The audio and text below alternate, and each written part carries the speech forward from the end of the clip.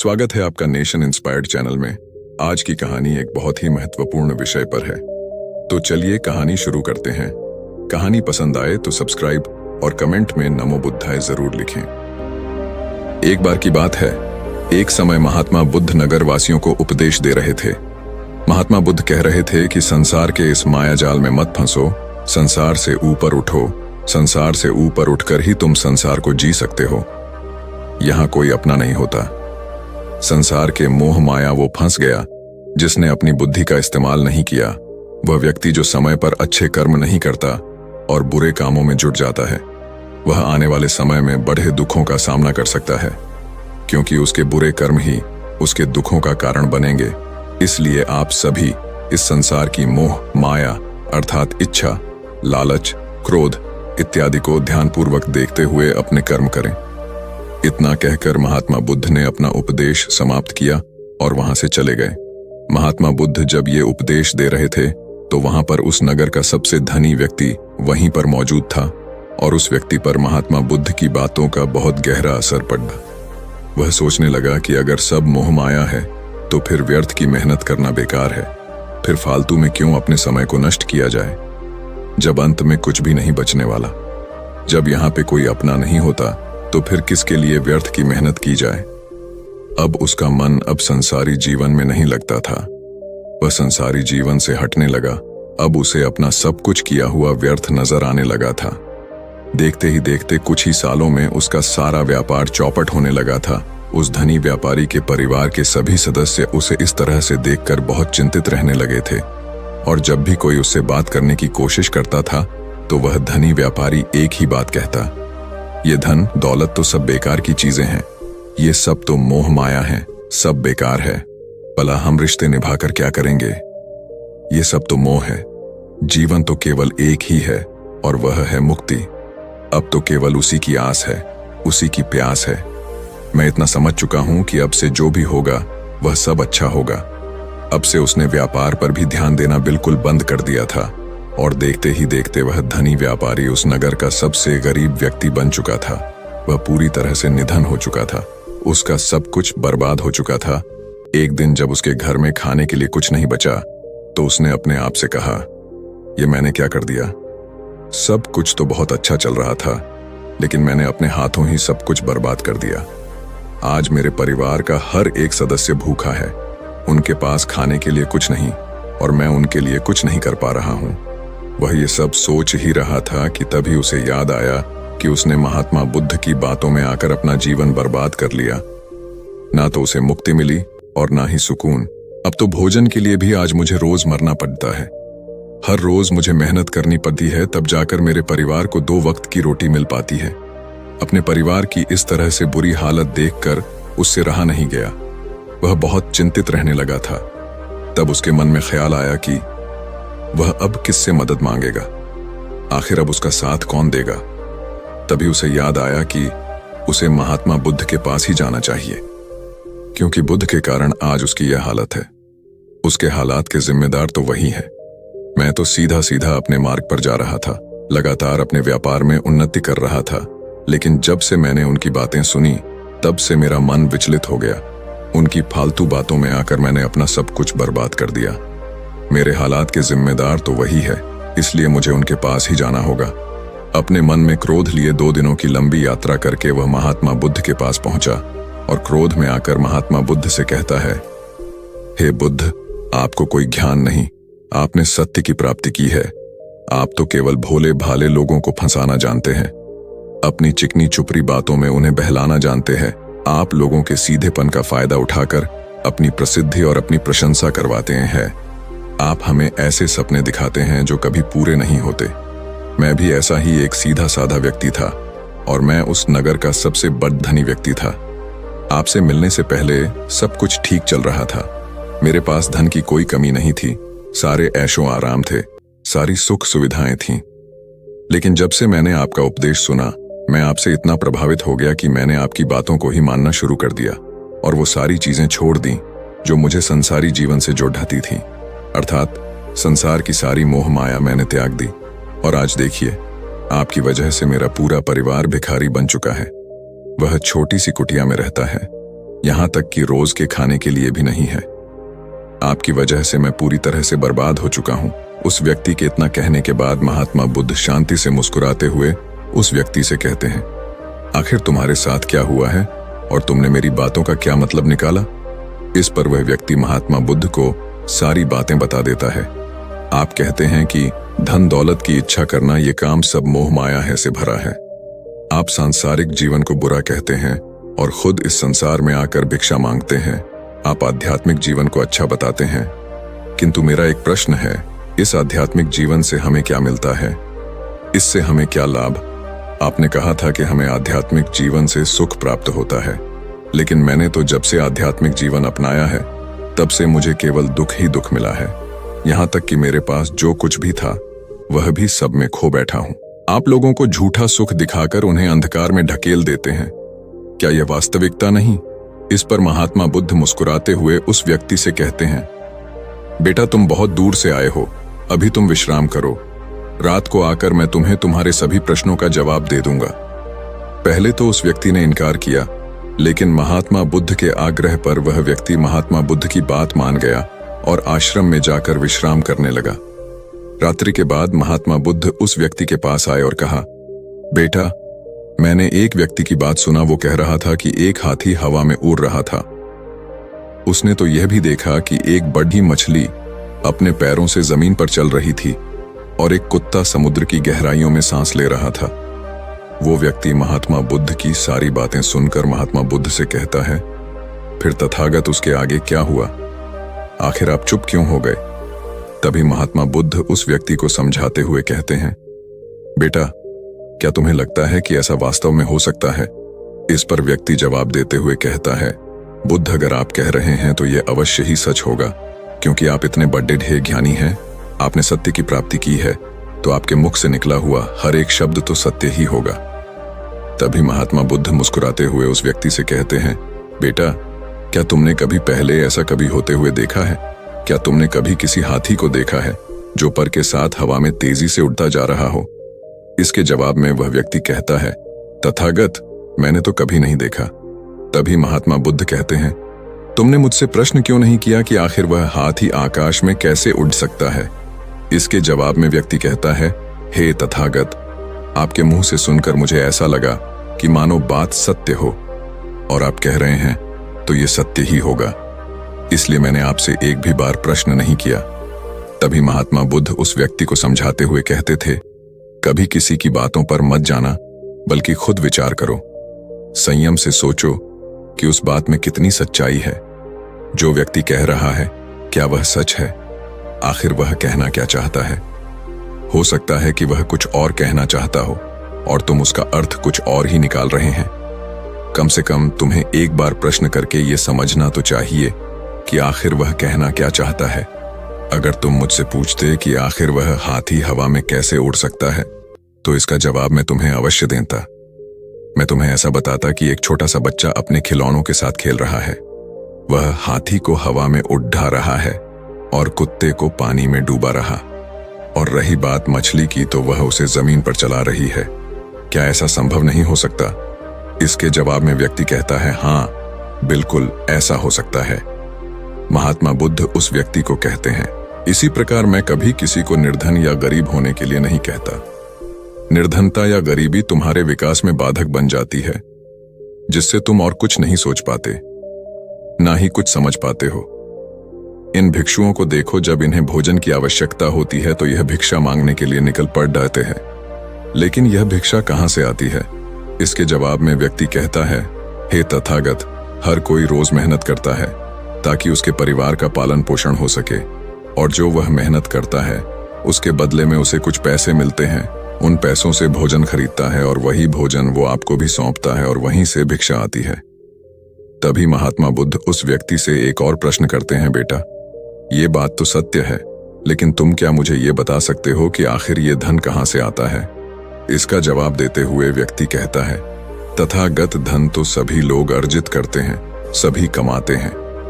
तभी महात्मा बुद्ध इस व्यक्ति को समझाते हुए कहते हैं, ठीक इसी प्रकार दुनिया में यदि हर कोई भिक्षा मांगने लग जाए तो आखिर भोजन कहाँ से आएगा? अनाज कौन उगाएगा? व्यापार कौन करेगा और लोगों की रक्षा के लिए धन कहां से इकट्ठा होगा, लोगों की जरूरतें कैसे पूरी होगी। ये सुनकर व्यक्ति थोड़ा अचरज में पड़ गया और महात्मा बुद्ध से कहता है, किंतु हे तथागत, आप ही तो कहते हैं कि मनुष्य की इच्छा, कामना और वासना, लालच और क्रोध, ये सभी मनुष्य के विकार है और हमें इनसे दूर रहना चाहिए, तभी वह आत्मज्ञानी कहलाता है। तभी महात्मा बुद्ध कहते हैं, बेटा, मैं तो अभी भी यही कह रहा हूं कि मनुष्य को इन सब चीजों से दूर रहना चाहिए। इस पर व्यक्ति महात्मा बुद्ध की बात काटते हुए कहता है, पर दुनिया तो इसी पर चल रही है, इसके बिना भला या संसार कैसे चल सकता है।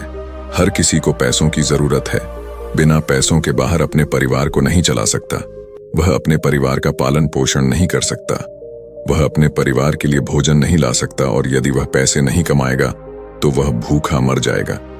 तभी महात्मा बुद्ध कहते हैं, बेटा, ये संसार इन चीजों से नहीं चल रहा है, इन चीजों से बिगड़ रहा है। इस पर व्यक्ति कहता है, ये तथागत, आखिर आप क्या कहना चाहते हैं? मैं आपकी बात समझ नहीं पा रहा। संसार में इच्छा, कामना, वासना और क्रोध ही तो है, और जब हम इनका त्याग कर देते हैं तब हम अध्यात्म के मार्ग की ओर आगे बढ़ते हैं, अर्थात मुक्ति के मार्ग पर, यानी कि हम सन्यासी के मार्ग पर चलते हैं। इस पर महात्मा बुद्ध जवाब देते हुए कहते हैं, बेटा, तुमने जो कुछ कहा वह भी एक बहुत बड़ा सत्य है।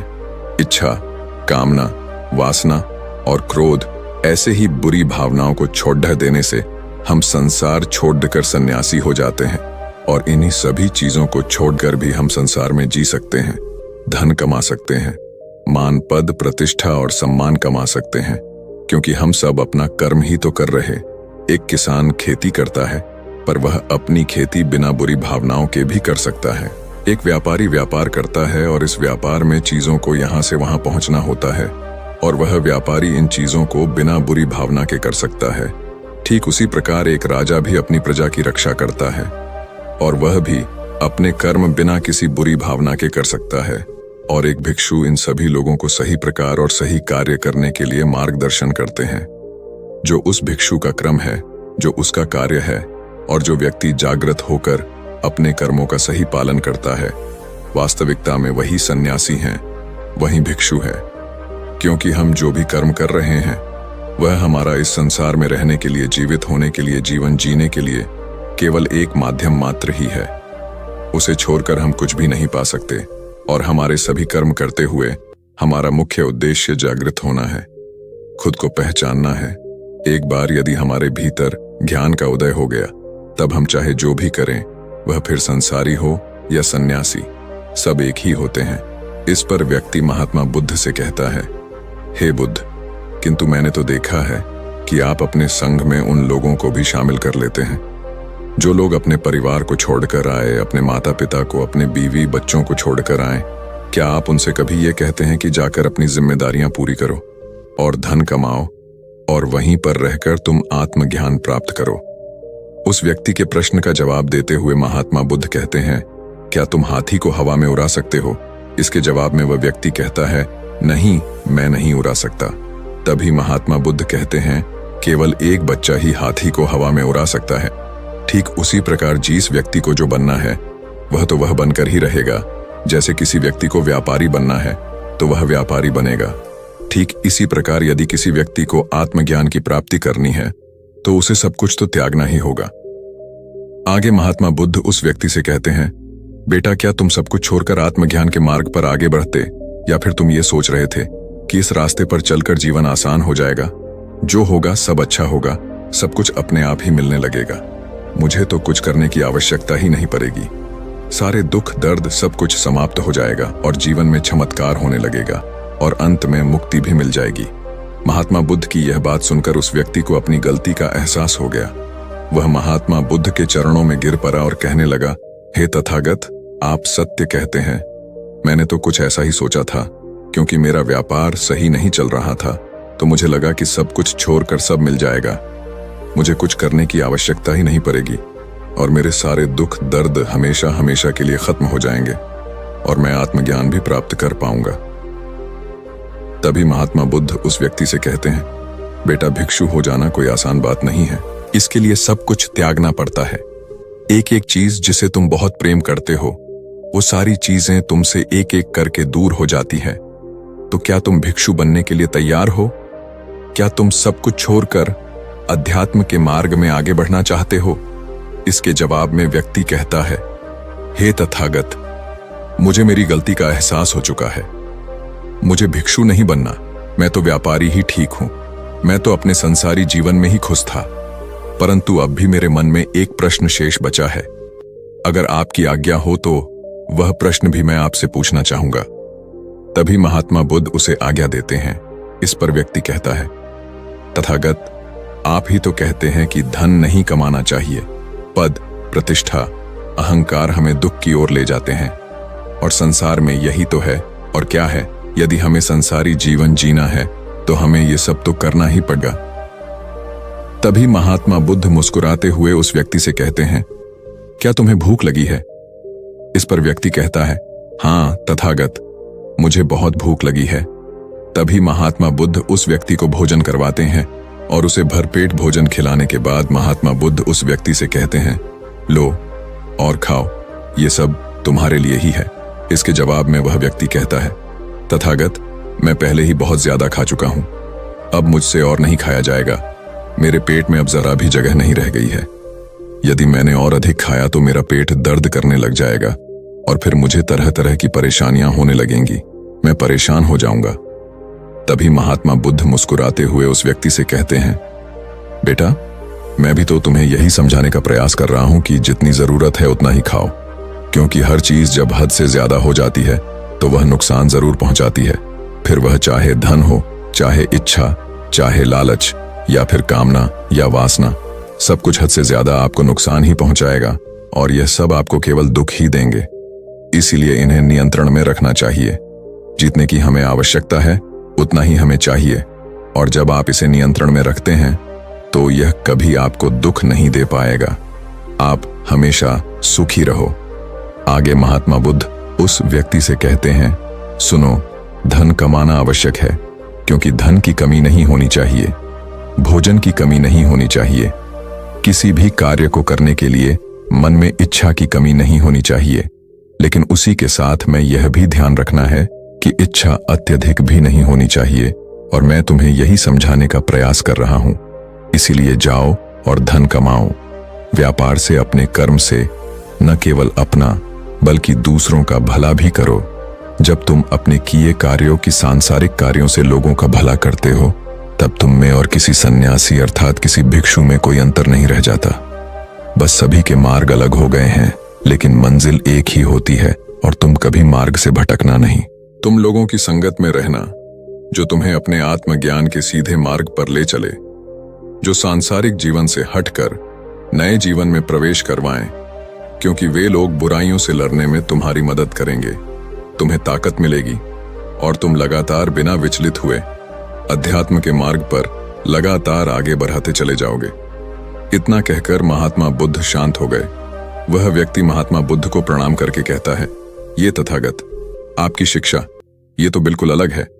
आप जो कहते हैं उसके पीछे का अर्थ कुछ अलग ही होता है, बहुत सीधा और सरल, लेकिन हम उसे समझ नहीं पाते। आपके पास चमत्कार का आश्वासन नहीं है, पर आपके पास वह मार्ग है जिसमें मार्ग पर चलकर मैं अवश्य ही अध्यात्म को प्राप्त कर सकता हूं, जिससे मेरा और लोगों का सभी का भला होगा। हे तथागत, ये मेरी ही गलती थी कि मैंने आपकी बातों का गलत मतलब निकाला, और एक व्यापारी होकर भी मैंने अपने कर्म को छोड़ दिया और ये सोचने लगा कि अब अपने आप सब कुछ अच्छा ही होगा। लेकिन यह सत्य है कि अपने आप कुछ नहीं होता। जब हम हाथ पैर चलाएंगे, काम करेंगे, कर्म करेंगे, तभी हमें फल मिलेगा। जब हम हाथ पैर मारना छोड़ते हैं तो नदी का बहाव हमें अपने साथ बहाकर ले चला जाता है, और तब हमारे हाथों में कुछ नहीं रह जाता। और यही मेरे साथ भी हुआ है। तथागत, आज से मैं आपको वचन देता हूं कि मैं अपना कर्म पूरी ईमानदारी के साथ करूंगा। आपके दिए हुए मार्ग पर मैं पूरी ईमानदारी से चलूंगा। मैं आपको वचन देता हूं कि मैं एक अच्छा व्यापारी और एक अच्छा इंसान बनकर रहूंगा। मैं आत्मज्ञान के मार्ग पर अपने कर्म करते हुए आगे बढ़ता रहूंगा। इतना कहकर वो व्यक्ति महात्मा बुद्ध को प्रणाम करके वहां से लौट गया। मुझे उम्मीद है आपको वीडियो पसंद आई होगी। वीडियो अच्छा लगे तो चैनल नेशन इंस्पायर्ड को सब्सक्राइब करके बेल आइकॉन ऑन कर लें, और कमेंट में नमो बुद्धाय अवश्य लिखें। फिर मिलते हैं अगले वीडियो में। तब तक के लिए धन्यवाद। नमो बुद्धाय।